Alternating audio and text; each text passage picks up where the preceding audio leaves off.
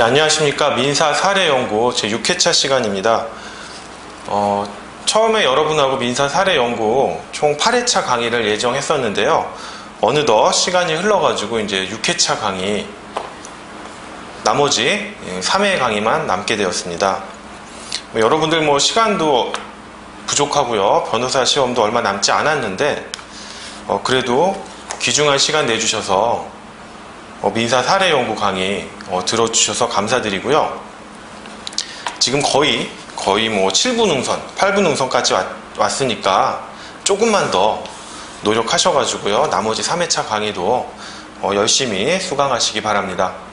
저도 여러분의 기대에 부응하도록 남은 3회차 강의도 열심히 준비해서 강의하도록 하겠습니다. 남은 3회차 강의 동안에는요. 5회차 강의에서 마무리하지 못했던 근저당권 부분을 마무리하고요. 그 다음에 임대차 부분, 임대차에 있어서는 민법상의 임대차랑 특별법상의 주택임대차 보호법, 그 다음에 상가임대차 보호법을 공부하도록 하고요. 그 다음에 마지막으로 기판력 부분에 대한 사례 문제를 풀도록 하겠습니다. 남은 3회차 강의 동안 시간적인 여유가 된다면요. 기판력 강의를 마치고 나서 기존에 출제되었던 제1회 변호사 시험 기출문제라든지 그 다음 법무부 또는 법학전문대학원 협의회 모의고사 문제, 그 다음에 각 대학 모의고사 문제를 공부하는 시간을 갖도록 하겠습니다. 근데 좀 개인적으로 좀 시간적인 여유가 있을지는 좀 잘 모르겠습니다만, 그래도 가급적 기판력까지 빨리 맞춰서 기출문제 내지는 모의고사 문제 정도를 한두 문제 정도 공부할 수 있는 시간을 갖도록 하겠습니다.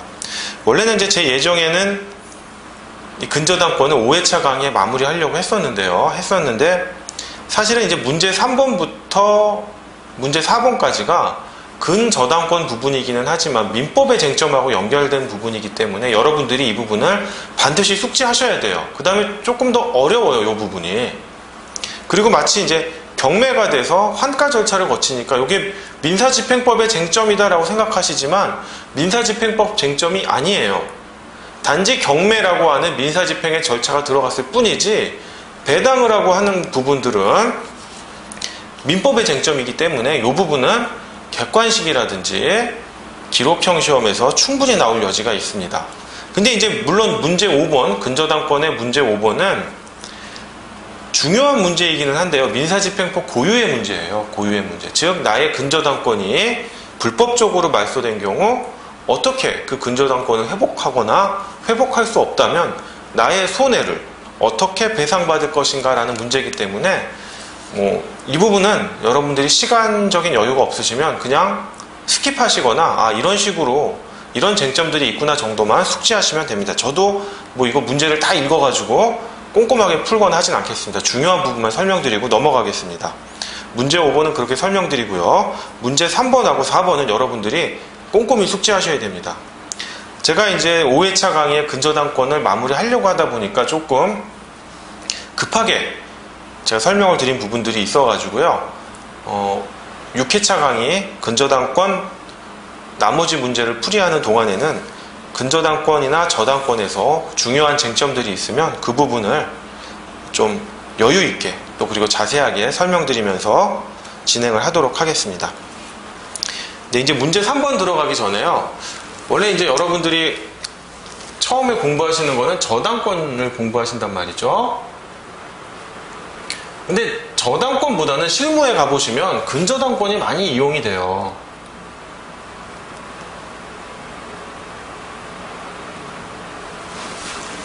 이 근저당권이 피담보 채무가 증감 변동 또는 소멸하더라도 근저당권이 변하지 않아요.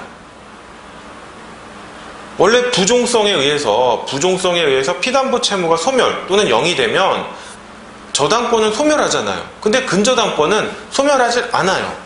그러니까 근저당권 설정자나 근저당권자 또는 차주나 대주 입장에서 보면 아주 편한 제도예요. 즉 소비대차 계약을 맺는데 일반적으로 기업들은 여신거래 약정이라든지 당좌 대여 계약들을 맺을 거예요. 이 기간 동안 피담보 채무가 막 변동하고 심지어는 이렇게 0이 돼도 근저당권은 소멸하지 않는다는 거예요. 왜냐하면 이 피담보 채무가 어느 순간 또다시 발생할 수도 있기 때문에 그때를 대비해서 이 근저당권을 살려두는 거예요. 다만 언제 이 피담보 채무가 확정되는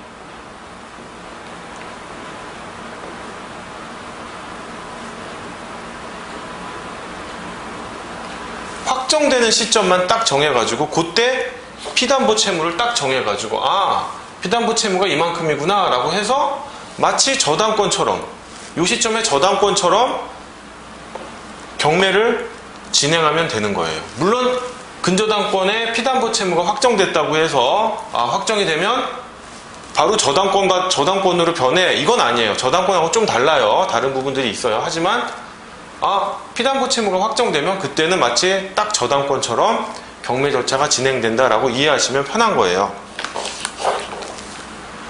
만약에 이런 제도가 없다면 저당권을 설정하면 어떻게 써요? 딱 채무액을 적는단 말이죠. 채권 금액을 딱 적으면 증감 변동을 하면 어떻게 돼요? 피담보 채무가 증감 변동하면 그때마다 저당권 변경 등기를 해줘야 돼요. 심지어 어느 시점에 이렇게 피담보 채무가 0이 되면 저당권 등기를 말소해야 되고 다시 또 피담보 채무가 살아나면 저당권 설정 등기를 해줘야 돼요. 얼마나 불편합니까? 그래서 근저당권이 실무에서는 많이 이용돼요. 저도 부동산 회사에서 일하면서 저당권 등기 거의 못 봤습니다. 근저당권 등기만 많이 봤어요. 그리고 일반적으로 이제 나대지 같이 빈 땅에다가 근저당권을 설정을 하면 물론 이제 저당권을 설정할 수도 있겠죠. 나대지에다가 근저당권을 설정하면요. 혹시나 토지 소유자가 또는 토지 소유자가 아닌 제3자가 막 건물을 임차할 수가 있단 말이에요. 이런 식으로 건물을 짓거나 건물을 임차한다기보다는 그냥 건물을 짓거나 불법적인 건축물을 지을 수가 있어요. 그러면 나의 근저당권, 저당권의 가치가 감소하겠죠. 저당권, 근저당권의 교환 가치가 감소한단 말이에요. 그래서 일반적으로 은행 같은 데서 금융기관에서 나대지, 빈 땅의 토지에다가 저당권 또는 근저당권을 설정할 때는 여기에다가 지상권도 같이 설정을 합니다. 딴 놈들이 들어와서 딴짓 못하게. 제일 두려운 건 이거죠. 차라리 아까 소유자나 제3자가 들어와서 불법 건축물을 지으면 철거 청구, 그 다음에 퇴거 청구, 인도 명령 이런 것들을 받아내면 되는데 이 소유자가 딴 맘을 먹고 건축물의 소유자에게 지상권 설정 등기를 딱 해주면 토지 소유자가 지상권 설정 등기를 해준단 말이에요. 이러면 이 지상권을 말소하라 또는 할 수가 없어요. 똑같은 물건이기 때문에. 그러니까 근저당권자 또는 저당권자 입장에서는 교환 가치가 팍 감소하겠죠. 차라리 아까 같이 소유자 또는 제3자가 불법 건축물이라도 지으면 시간과 비용은 들겠지만 건축물을 철거하고 퇴거하고 인도하라는 청구 등을 할 수 있는데 지상권이 딱 설정이 돼버리면 완전히 근저당권자, 저당권자는 당하는 거예요. 그래서 일반적으로 금융기관에서 토지에다가 근저당권 또는 저당권을 설정할 때는 그 토지 위에다가도 지상권을 설정해서 즉 용익관계, 용익물권을 창설하는 걸 막아버립니다. 어쨌든 요건 이제 여담이었고요. 자, 그 다음에 저당권하고 일반적으로 저당권은 이제 부종성이 있다라고 설명이 되는데 대표적인 게 이제 성립상의 부종성이 있고요.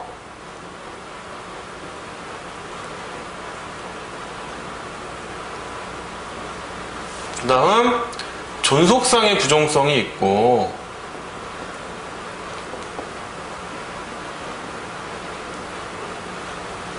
소멸상의 부종성이 있어요. 이건 그냥 여러분들 막 암기를 하셔야 됩니다. 이 부분은. 근데 소멸상의 부종성, 존속상의 부종성은 다 민법의 근거 규정들이 있어요. 특히 존속상의 부종성에 관한 규정은 민법 361조가 규정하고 있죠. 즉 저당권의 처분 제한에서 민법 제361조입니다. 저당권의 처분 제한에서 저당권은 그 담보한 채권과 분리하여 타인에게 양도하거나 다른 채권에 담보로 하지 못한다. 즉 채권이 있고 이 채권을 담보하는 저당권이 있으면 각각의 권리죠. 그죠? 이 권리가 너는 B에게, 너는 C에게 이런 식으로 분리 처분을 할 수 없다는 거예요. 이렇게 너는 하나의 끈으로 묶여져 있다 이거예요. 같이 다니던가 묶여서 같이 다니던가. 이게 왜 중요하냐면 저당권에는 이런 저당권의 처분 제한, 저당권부 채권의 분리 처분을 금지하는 규정들이 있는데 담보물권 중에서 뭐 유치권, 질권 등이 있잖아요. 물론 유치권은 문제가 되질 않아요. 질권에는 이 조문이 없어요. 이 조문이 없다 보니까 그러면 질권도 결국에는 피담보 채권이 있는 거거든요. 그걸 담보하기 위해서 질권을 설정하는 거잖아요. 다만 질권은 뭐 동산질권이라든지 권리질권 등이 설정되는 거잖아요.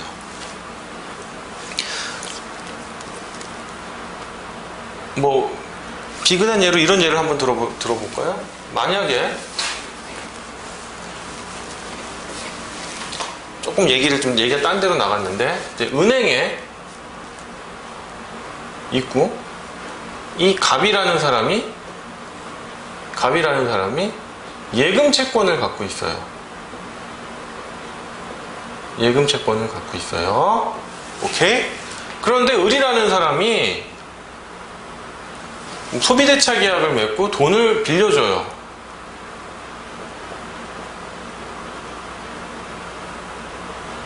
그럼 을은 가장 중요한 건 담보를 잡으려고 하겠죠.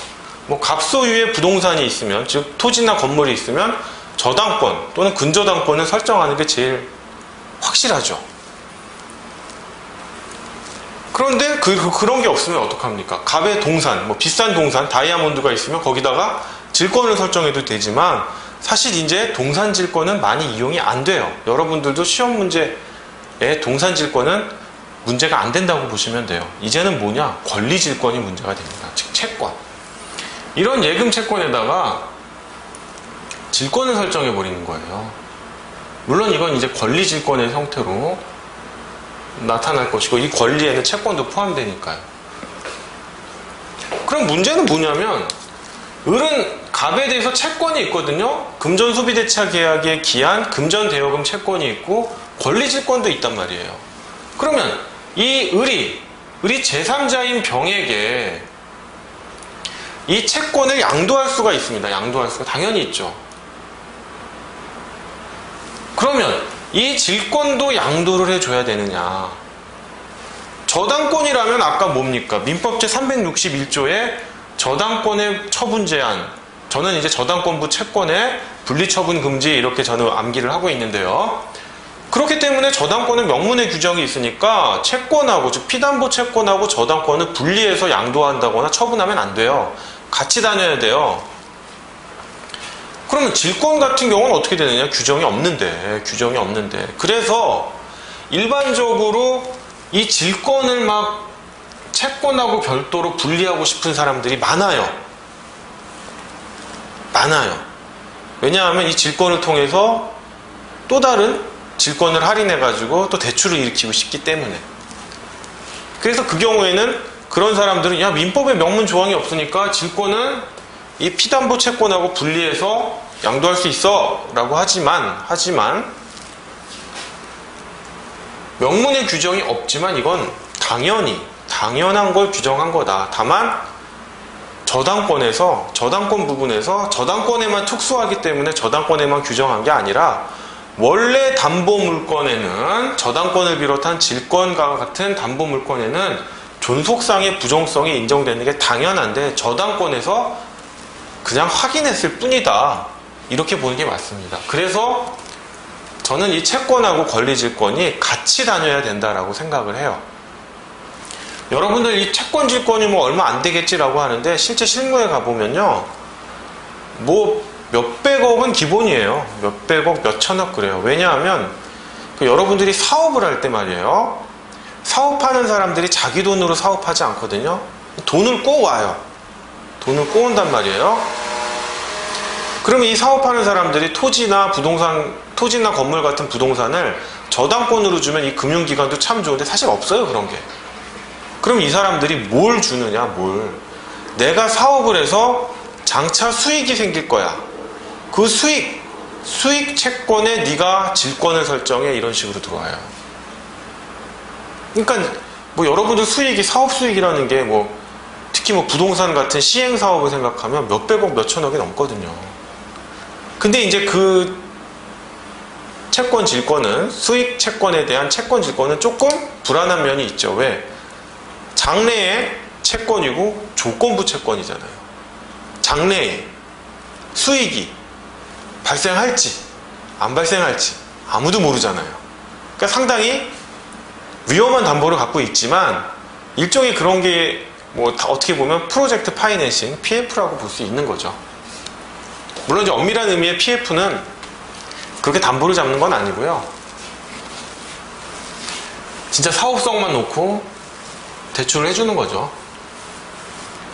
하여간 얘기가 좀 길어졌는데, 존속상의 부정성은 여러분들이 항상 기억을 하고 있어야 된다. 민법 제361조다. 그 다음에 소멸상의 부정성은요, 민법 제369조예요.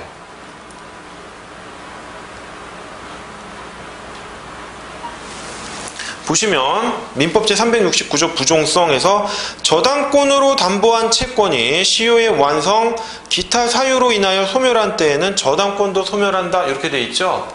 그래서 존속상의 부정성과 소멸상의 부정성은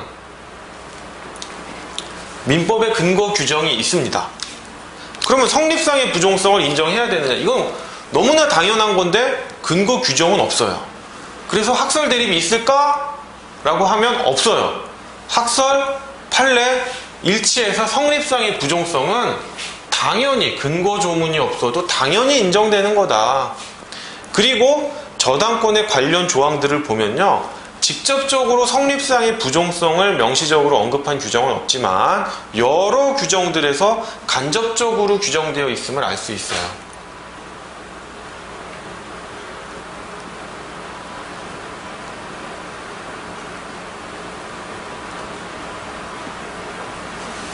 하지만 민법에 명명 규정은 없지만 인정한다. 간접적인 규정들이 있다라고 하는 점이에요. 간접적 규정은 존재한다.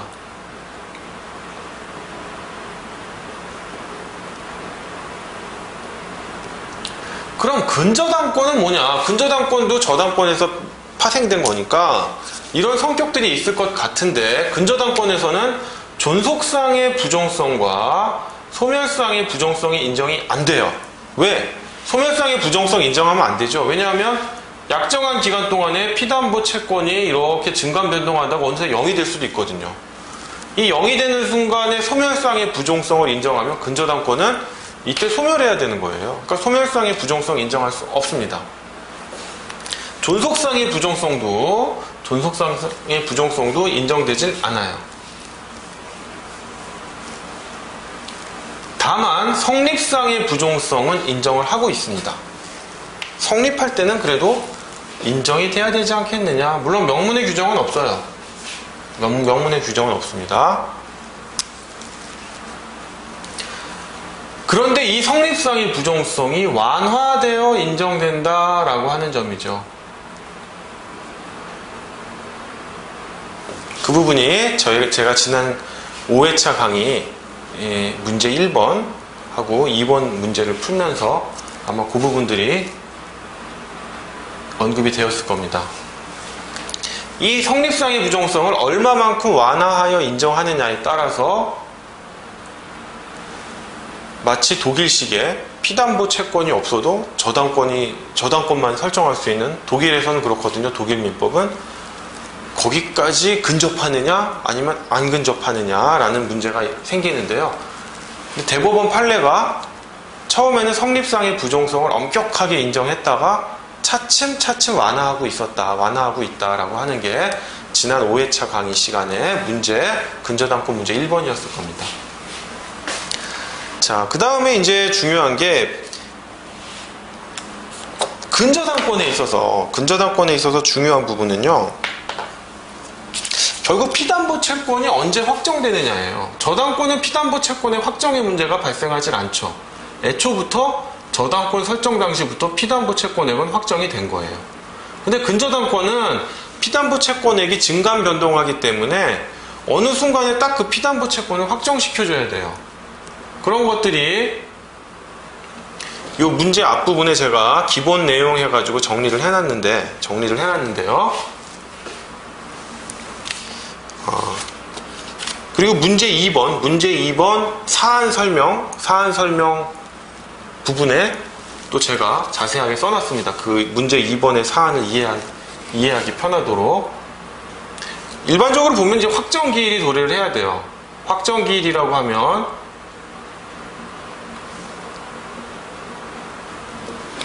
근저당권 설정 계약에서 정한 계약기간이 만료해야 돼요.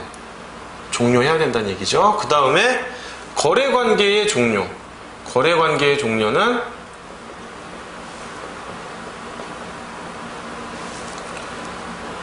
근저당권 설정 계약이라기보다는 근저당권 설정 계약의 원인이 되는 피담보 채권이 발생하는 계약, 뭐 소비대차 계약이 됐든 여신거래 약정과 같은 그런 거래관계가 종료하면 존속 소멸상의 부종성으로 인해서 당연히 피담보 채권액도 확정이 됩니다. 그 다음이 이런 기본 계약이나 또는 근저당권 설정 계약의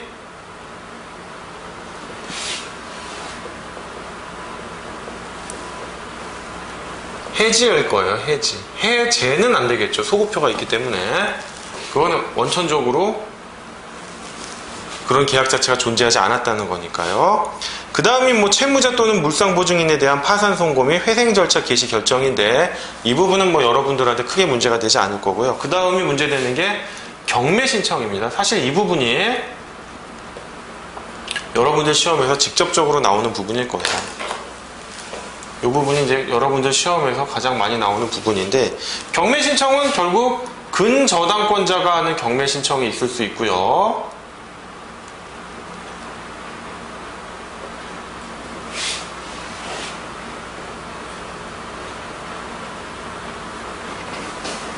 그 다음이 근저당권자 아닌 물상보증인 같은 다른 담보권자 등 제3자의 경매 신청이 있을 거예요.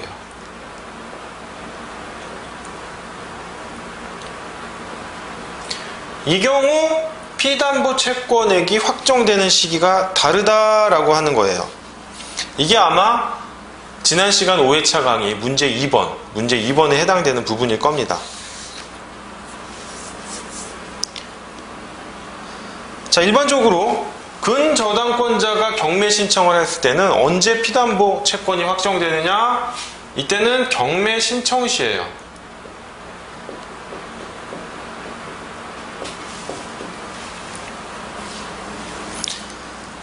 뭐 경매 개시 결정 아니에요. 경매 신청 시예요. 경매 신청 시. 경매 개시 결정이 아닙니다. 그 다음에 제3자가 경매를 신청할 때는 뭐 여기 보시면 학설들이 많이 나와 있지만 대법원 판례 입장을 보시면 돼요. 매각대금을 납부할 경우에요. 왜냐?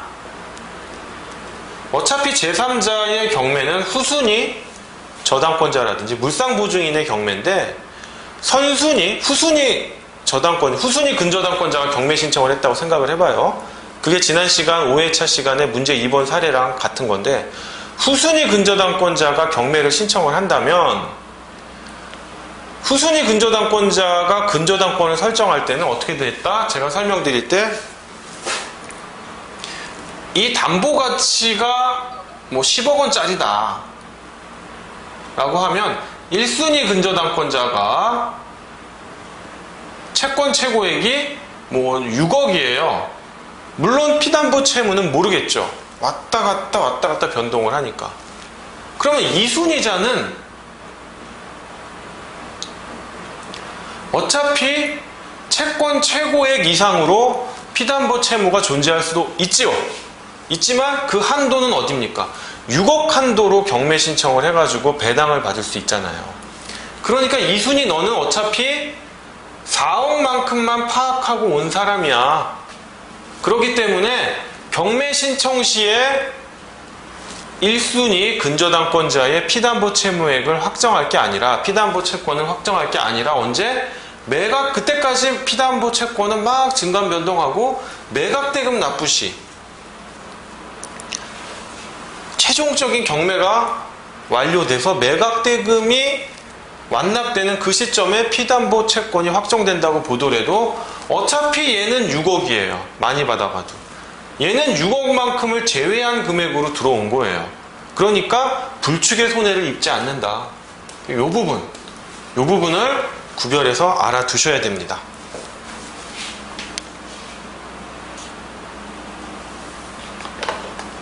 자, 그럼 이렇게 피담보 채권을 확정을 하면 어떤 효과가 발생하느냐? 제가 아까 마치 저당권이 설정돼서 경매가 진행되는 것과 동일하다라고 했는데, 그렇다고 해서 이 피담보 채권액이 확정됐다고 해서 근저당권이 저당권이 되는 건 절대로 아니에요. 절대로 아닙니다. 저당권이 되는 건 아닙니다. 저당권으로 변환되는 건 아니에요.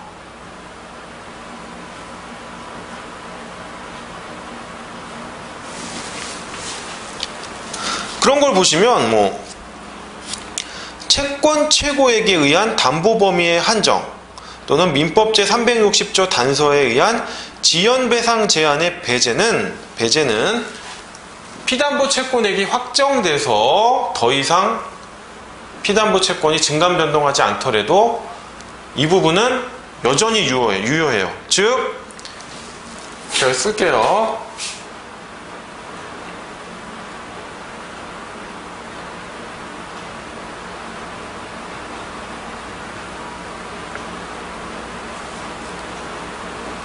채권 최고액에 의한 담보 범위 한정.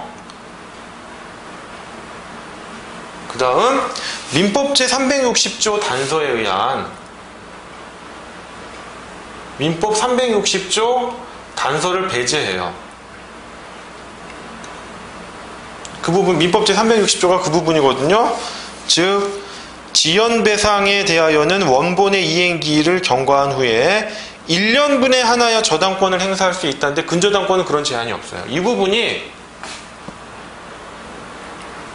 이 두 가지 부분이 근저당권이 피담보 채권액이 확정돼서 마치 저당권처럼 보이더라도 이 부분이 저당권하고는 달라요. 이 부분이. 그렇기 때문에 저당권으로 변환된다라고 말씀할 수는 없는 겁니다. 없는 거예요. 그 다음은 이제 관련 내용을 보시면 뭐 경매 도중에 청구 금액을 확장할 수 있느니 여부 등이 있는데, 뭐 이런 부분들은 또 여전히 제가 지난 시간 5회차 시간에 문제 2번에서 많이 다뤘던 부분입니다. 근데 이 부분은 조금 민사집행 쪽 쟁점하고 연관이 되어 있기 때문에 이 부분에 대해서는 자세히 설명드리지 않고요. 이 부분은 그냥 그때 설명드린 걸로 가름하고 한번 그 내용을 읽어보시기 바랍니다. 자, 그러면 이제 문제 3번으로 들어올게요. 자, 문제 3번입니다. 문제 3번. 갑은 2007년 2월 1일, 갑은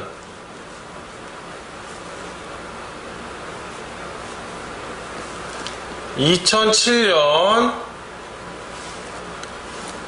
2월 1일 을은행과 뭘 체결합니까? 여신거래 약정을 체결해요.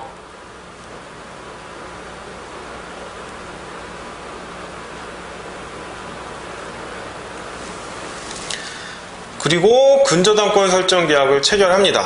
근저당권 설정 계약은 갑 소유의 X토지에다가 설정을 하는데, 채무자는 갑이겠죠. 그 다음에 근저당권자는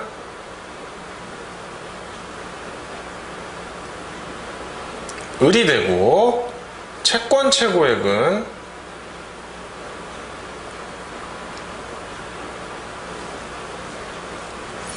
(1억 5천만 원입니다) 제가 만자 안 썼다고 1억 5천 원 아니에요. 제가 그냥 확실히 쓰겠습니다. 1억 5천만 원. 어쨌거나 이렇게 근저당권 설정 등기를 했는데 2007년 2월 1일 첫 번째 대출이 일어나죠. 첫 번째 대출이 뭡니까? 1억 원을 갑이 을 은행으로부터 대출을 받아요. 근데 이때 연대보증인이 병입니다.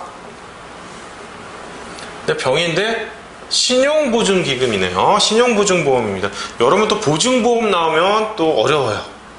왜냐하면 민법상의 보증과 상법 보험 편편에 보험이라는 제도가 연결된 거거든요. 근데 제가 여기서 설명드릴 수는 없고 그냥 보증인하고 똑같다 이렇게 보시면 돼요. 그 다음에 추가 대출이 일어나죠. 추가 대출이 일어나는데, 자, 요거는 이제 같은 날 여신거래 약정 체결한 날에 일어나는 거고, 추가 대출은 2007년 11월 1일 근저당권을 별도로 설정하지는 않고 을로부터 얼마를 받습니까? 5천만 원을 받아요. 대출을 또 추가로 받습니다. 받고 그때는 누구? 연대보증인인데 친구 정입니다. 뭐 기업이냐 회사냐 따라서 법리가 달라지는 건 없어요. 단지 이제 기업이 연대보증 서주면 더 좋겠죠. 자, 갑과 을이 약정된 결산기인 2009년 2월 1일에 이르러 갑과 을 사이의 채권관계를 정산한 결과 갑의 을에 대한 채무는 2007년 2월 1일자 대출원리금 채무가 얼마? 1억 4천만 원이 있었고요.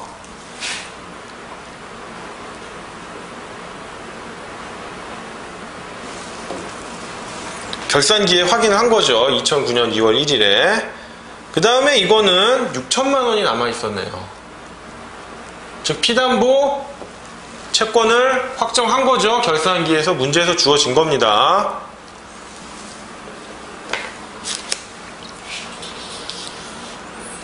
그래서 연대보증인 병과 정이 이걸 대신 갚아요. 보증인으로서 갚습니다. 한편 연대보증인들의 대위변제에 기하여 병은 2009년 2월 15일에 뭘 합니까?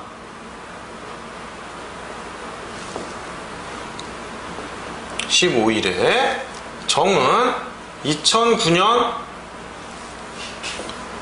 3월 3일에 각 확정채권 일부 대위변제, 변제액 병은 1억 4천만 원, 정은 6천만 원을 원인으로 한 근저당권 일부 이전에 부기등기를 해요.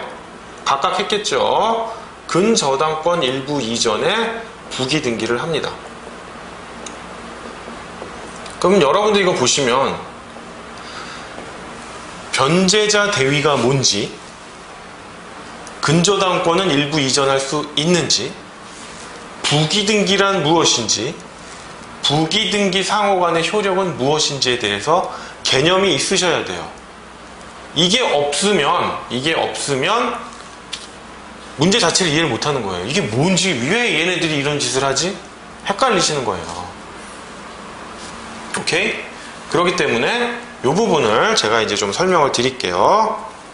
자, 문제를 마저 읽으면 병과 정의 공동신청에 의한 근저당권 실행으로 위 X토지는 매각되었고 집행비용 등을 공제한 실제 배당 금액은 1억 5천만 원이었다. 자, 뭐 공동신청은 뭐 중요한 게 아니에요. 민사집행법에 가면 뭐 이중경매 신청 이런 게 있고, 그럴 경우 뭐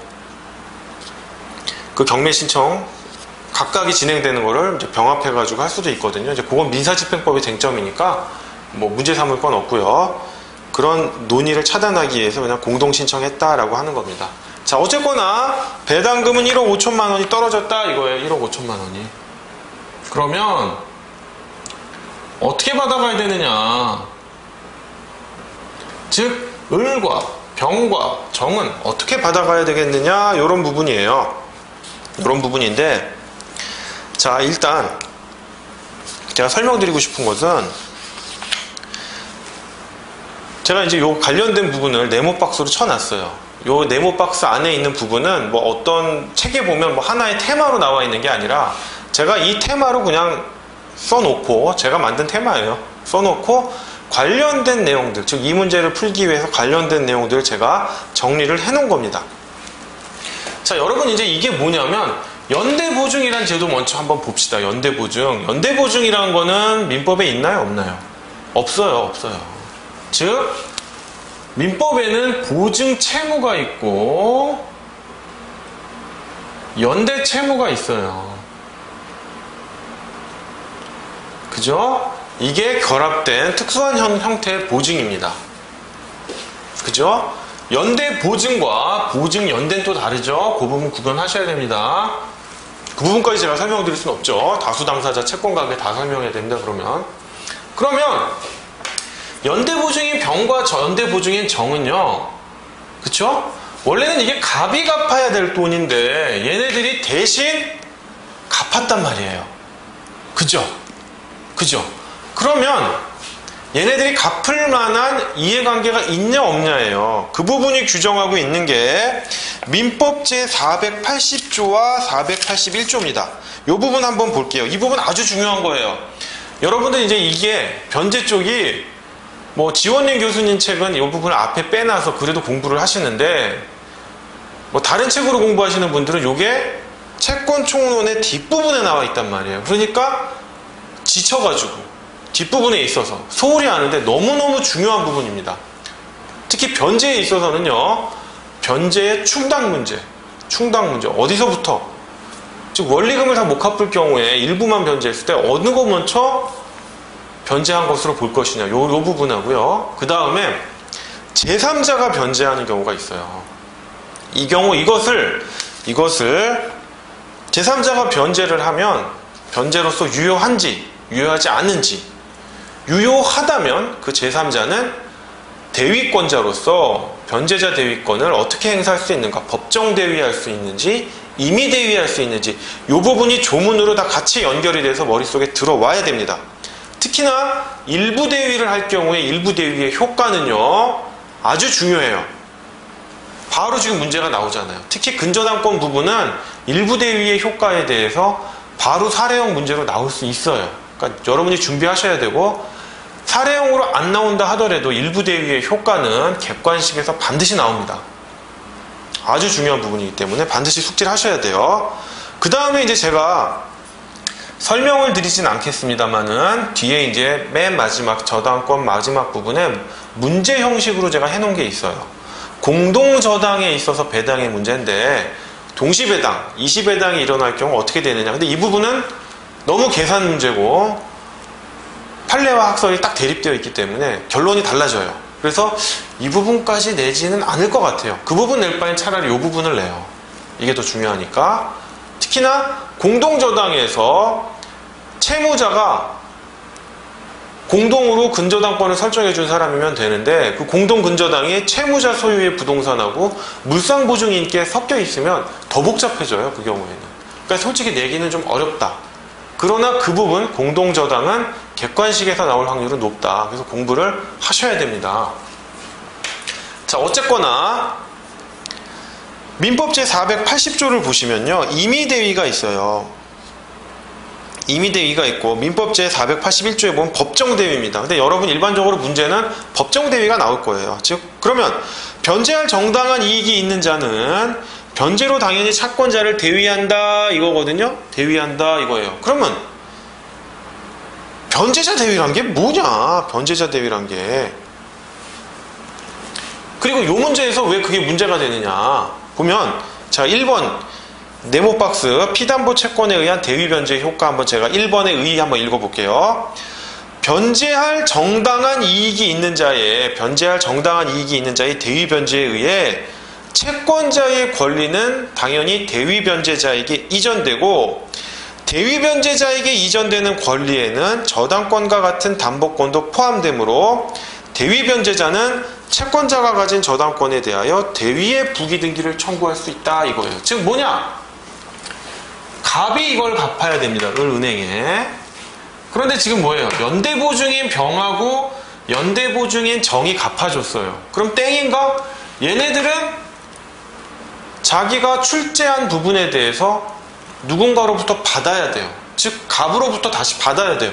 이거 원래 네가 내야 될 돈인데 내가 대신 내줬다 이거예요.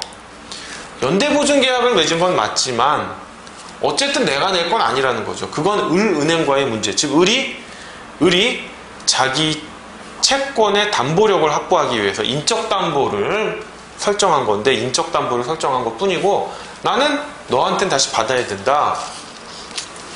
그러면 받아내는 방법들이 있어요. 구상권으로 받아내는 방법이 있는데 그것보다 간편하게 인정하는 게 변제자 대위예요. 즉 갑 대신 연대보증인 병이 을은행에 갚았으니까 연대보증인 병이 마치 을은행인 것처럼 을은행의 권리가 대위 변제자에게 이전이 돼요. 마치 이 여신거래 약정의 대주, 금전을 대여해 준 사람 같이 권리가 이전이 돼요. 그뿐만 아니라 을은행은 여기다 저당권도 근저당권도 설정했죠. 요것도 이전이 돼요. 이전이 됐으니까 어떻게 합니까? 그 이전에 따른 등기를 할 수 있어야겠죠.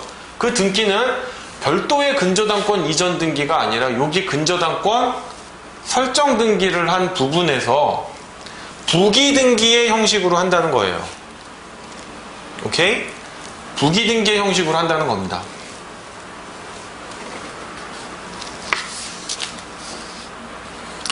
그 부분이 핵심이에요. 즉 변제를 했고 근저당권 일부 이전에 부기 등기를 한 거예요. 그럼 문제는 뭐냐? 근저당권을 실행을 했는데 그럼 나도 부기 등기를 했고 근저당권자니까 일부 근저당권자니까 배당을 받아야 되잖아요. 그러면 얼마만큼 내가 배당받을 수 있느냐? 그리고 같이 대위 변제를 한 병과 정 사이에 우선순위가 있느냐? 우선순위가 있다면 얼마까지 우선순위가 있느냐의 문제예요. 물론 이제 결과적으로 말하면 우선순위는 없어요.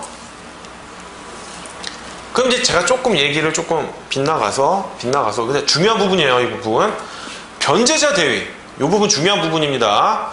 변제자 대위라는 게 여러분 뭐라고 생각하세요? 변제자 대위라는 게 변제자 대위라는 건요 없어도 돼요. 사실은 이런 얘기 처음 들으시죠? 민법에 있는데 왜 없어도 된다니 이렇게 좋은 제도를 좋은 제도긴 한데 없어도 돼요. 왜냐하면 각각의 규정에 이렇게 대신 연대보증인 병과 정이 갑 대신 을은행에 변제를 하면 받아낼 수 있는 방법들이 다 있어요. 있는데 그렇게 하면 입증 책임이 얘네들한테 있으니까 번거로워요. 증명 책임이 얘네들한테 있어서. 그러니까 변제자 대위라는 즉 을은행의 권리를 얘가 행사할 수 있다라고 한다면 어차피 여신거래 약정은 기존에 인정되는 거고 근저당권 설정 등기도 이미 되어 있는 거니까 내가 권리 행사하는데 증명 책임을 부담하지 않거나 거의 부담하지 않아요. 그래서 대위 변제를 많이 하는 거예요. 대위 변제를 통한 변제자 대위권을 행사하는 거예요. 대위 변제를 통해서 즉 대위 변제라고 대신 변제해서 기존의 채권자가 가진 권리를 나한테 이전해서 그걸 내가 행사한다 이거예요. 변제자 대위권을 행사한다는 거. 그러면 변제자 대위권을 행사하면 제가 아까 각각의 규정이 있는 민법상의 구상권 규정을 행사할 수 없느냐? 행사할 수 있어요. 병행해서 할 수 있습니다. 병행해서 할 수 있습니다. 자, 2번 제가 변제자 대위 보면은 이러한 변제자 대위는 대위 변제자의 구상권 확보를 목적으로 하는 제도이다 해가지고 요건으로 면책행위, 구상권의 존재, 법정 대위 또는 임의 대위의 요건을 요한다라고 되어 있는데 맞죠? 이런 것들이 필요하죠. 필요합니다. 즉 여기 손가락 모양이 있죠. 보시면 변제자 대위란 구상권 행사에 따른 증명 책임의 부담을 경감시키기 위해 법이 특별히 인정하는 구상권 확보 방법이에요. 이 도표는 어떻게 보면 제가 만들어낸 도표예요. 제가 만들어낸. 보시면 위임 같은 경우에 만약에 뭐 제가 예를 들을게요. A가 B한테 갚아야 될 채무가 있다. 얘가 채무자고 채권자다 라고 한다면 보증계약은 누구랑 맺습니까? 채권자랑 맺으니까 이렇게 되겠죠. 오케이? 그러면 얘는 변제할 정당한 이익이 있는 자예요. 변제할 정당한 이익이라는 것은 그 판례가 정의를 내리고 있어요. 변제할 정당한 이익이 무엇인지 그 부분은 암기를 하셔야 됩니다. 변제할 정당한 이익이란 무엇인가? 그 부분을 좀 암기를 해주시고요. 제가 아마 각주에다가 적어놨을 겁니다. 각주에 보시면 변제할 정당한 이익이 있는 자란 변제하지 않으면 채권자로부터 집행을 받거나 자기의 권리를 잃게 되는 지위에 있는 자로서 법률상 이해관계가 있는 자라고 해서 불가분 채무자, 연대 채무자, 보증인, 연대 보증인, 물상 보증인, 담보물의 제3취득자 뭐 몇 명 더 있는데 요 정도만 알아두시면 돼요. 그러면 채무자가 변제를 안 하면 얘는 채권자로부터 집행당할 수밖에 없잖아요. 그죠? 그러니까 변제를 대신 해줘요. 그러면 구상권이 있죠. 여기 보시면 수탁보증인의 구상권이 있어요. 부탁을 받았다면 이렇게 하고 부탁 없는 보증인의 구상권 규정이 있고 같은 민법 제440조 3항에 주채무자의 의사에 관한 보증인의 구상권 규정이 있어요. 그거에 의해서 구상을 하면 돼요. 됩니다. 물론 이제 범위가 조금씩 달라요. 범위가 조금씩 다른데 요 옆에 부분하고 범위가 좀 유사한 부분들이기 때문에 제가 이렇게 대비를 해 놓은 겁니다. 즉 위에서부터 점점 구상할 수 있는 범위가 작아져요. 왜? 네가 대신 변제하는 게 채무자의 부탁이라기보다는 네 스스로 자발적으로 이 관계에 편입된 건데 너는 좀 그렇게 다 풀로 맥시멈으로 배상해줘서는 안 될 것 같아 라고 해서 점점 구상 범위가 작아지죠. 그 부분이 제가 약간 비슷한 부분을 서로 매치시켜 놓은 겁니다. 자, 이런 보증의 경우에는 이런 보증인의 구상권 규정이 있어요. 근데 보증이 아니다라고 하면 뭐가 될까요? 보증이 아니다라고 하면 일반적으로 이 채무자와 보증인 사이에 위임계약, 보증인이라고 하지 말고 그냥 단순히 위임계약이 체결됐을 수도 있어요. 그렇다면 여기는 위임인이 되겠고 얘는 이제 수임인이 될 거예요. 그럼 위임의 경우 수임인은 비용상환 청구권을 가집니다. 민법 제688조 1항에서. 그 다음에 이런 채무자와 보증인 또는 여기서 보증관계가 없다고 한다면 제3자겠죠. 변제할 정당한 이익이 있는 제3자겠죠. 걔가 법률관계가 없으니까 도대체 채무자한테 구상할 수 있는 권한이 없어요. 그럼 뭘로 가야 되느냐? 법정 채권 관계가 있잖아요. 약정 채권 관계가 아닌 법정 채권 관계 뭡니까? 사무관리로 가져야 돼요. 사무관리에 보면은 739조에 보면 1항이 본인을 위한 사무관리를 규정하고 있고 739조 3항이 본인의 의사에 관한 사무관리를 규정하고 있어요. 각각 비용 상환받는 범위가 달라요. 본인의 의사에 반한 경우가 더 돌려받는 게 작겠죠? 그 다음 본인의 의사에 명백히 반한 경우는 뭐다? 사무관리 성립 요건에 해당하지 않으니까 이 경우에는 부당이득 반환을 청구해야 되는데 얘가 선의의 수익자냐 악의의 수익자냐에 따라서 돌려받는 범위가 또 달라집니다. 그렇죠? 그래서 이 경우에는 만약에 얘가 C가 보증인이고 동시에 이런 위임 계약을 맺었다 그러면 다 할 수 있어요. 뭘 할 수 있느냐? 이 A에게 첫째 보증인의 구상권을 행사할 수도 있고 위임계약까지 체결돼 있다면 수임인의 비용상환을 청구할 수가 있고, 나아가 뭡니까? 대위 변제로 인한 변제자 대위권을 행사할 수가 있는 거예요. 이 세 가지를 동시에 행사할 수 있는 거예요. 마치 청구권 경합같이 가장 빨리 만족받는 것으로 만족을 받으면 나머지 이 청구는 소멸하는 거겠죠. 물론 이 3번이 제일 편하죠. 증명책임 부분에서. 자, 이런 식으로 제가 지금 이 도표에 있는 것처럼 구상을 할 수 있는 근거들은 있지만 사무관리든 부당이든 입증 책임이 다 증명 책임이 누구에게 있어요? 청구하는 사람한테 있잖아요. 그러니까 뭡니까? 다 변제자 대위권으로 가는 게 편한 거예요. 그래서 변제자 대위권은 증명 책임의 부담을 덜어주기 위한 방법인 겁니다. 그래서 이렇게 구상권을 쉽게 확보해주기 위한 거예요. 변제자 대위권의 제도를 이렇게 이해하고 있으시면 민법 정말 제대로 공부하신 거예요. 오케이? 그러면 이제 이 문제는 제가 이제 설명을 드릴게요. 이 부분 이제 왜 이렇게 길게 설명해? 라고 하지만 워낙 중요한 부분들이 있어서 이 변제자 대위가 또 딴 데는 안 나오니까 제가 한번 짚고 넘어가려고 설명을 드렸습니다.